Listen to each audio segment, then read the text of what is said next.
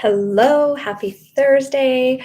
Continuing with these lives on here just as my commitment to serve. And today I want to talk about masculine and feminine energy in business. So, this has been really impactful in my life. And I feel like when I say masculine and feminine energies, most people are thinking male and female, and that is not correct. We all actually have both masculine and feminine energies inside of us.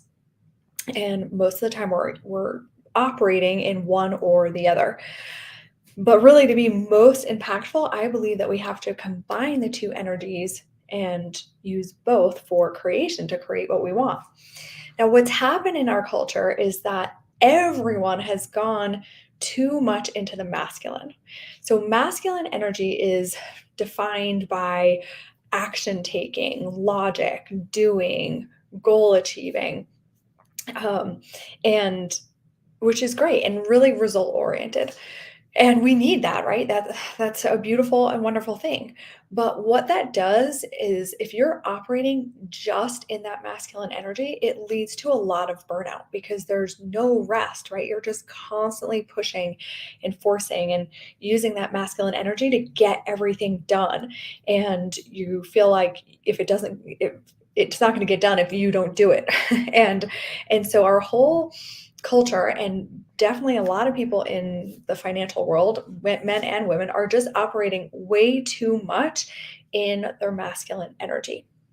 Now, the feminine energy is defined as creative, receptive, intuitive, playful, much more like flowy, not so result oriented, more like open to possibilities. And when you start using that energy, you really can amplify what you're doing. Okay, so just like with creation, when you're creating a human being, you need both masculine and feminine, right? And so I believe it's the same thing with whatever we're creating in the world and business and whatever. We need both the masculine and the feminine. So if masculine is defined more by like action taking, the feminine energy is actually defined more by energetics. And by just changing your energy, you actually can get a lot more done than by just taking action alone. So, what I'm talking about is that with the feminine energy, that's about really like shifting your consciousness and getting into the energy of what would things look like if your goal was already achieved? What would you be doing? How would you be feeling? How would you be acting? And using that imagination and that intuition to get inspired ideas and really only acting on those inspired ideas, right? Not just taking every single action because it's on your to do list and you have to get it done, which is the old model. It's definitely more of taking that inspired action when something comes in and it feels really good, when you're in that visualization, when you're using your imagination, your intuition, and you get an idea, then and it's acting on that. And that's kind of the blend of both.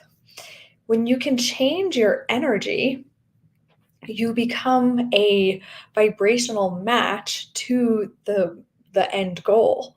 And in that, you actually are expanding your energetic field and you're drawing things to you more.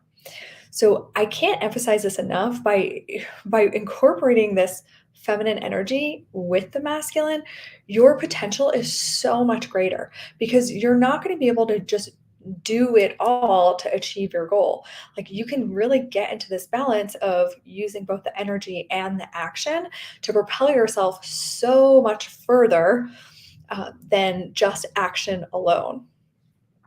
And so, ways to kind of get your feminine energy flowing is to do things creatively, right? To create something every day, whether it's just doing like a quick drawing or a sketch or maybe just journaling, writing, creating even a post on social media, or just create in some way. Just create to be creative and start getting those like creative juices flowing. That can help get you into that feminine energy.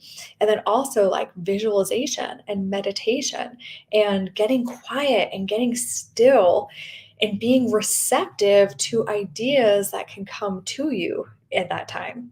Right. Sometimes when you're operating too much in that masculine energy, you're too much in that hustle, too much in that go that you can't even receive an idea. And we're all connected to infinite intelligence. Okay. But what good is that doing if you are never getting quiet and still to receive from infinite intelligence? I mean, Napoleon Hill talks about this in his famous book, Think and Grow Rich, about infinite intelligence and how we can get ideas from infinite intelligence if we can just get on that frequency of our goal, right? By visualizing our goal, visualizing our, what we want to manifest, what we want to create in our lives.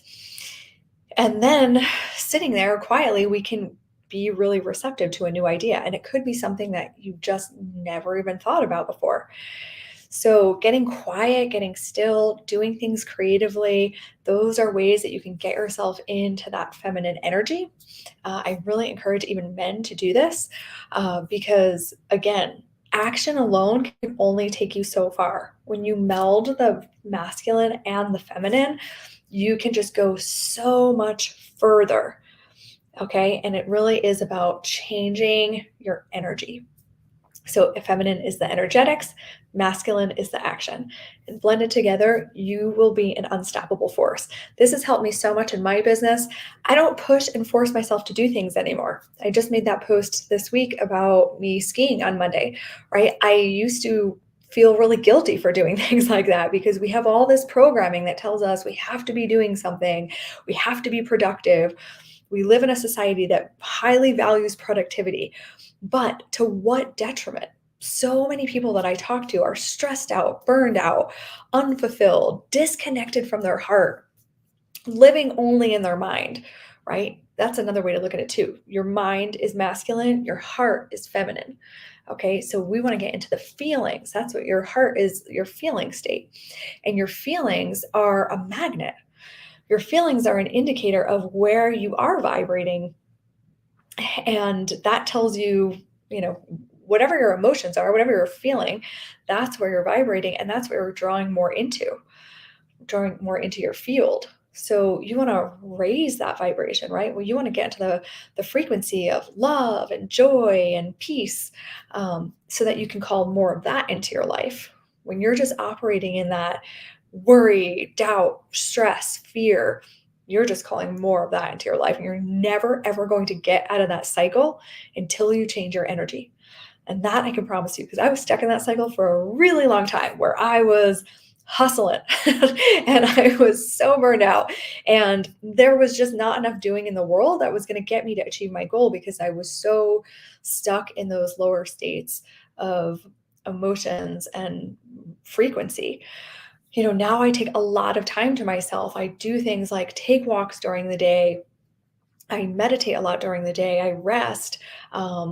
This is still, the masculine energy has been so deeply embedded in me that it's been taking a while to even kind of get into this other state. But the more I do it, the more benefits I see. And then the more inspired I am when I do show up. So that way I can come and really serve at my fullest capacity. And I feel excited and inspired to do so.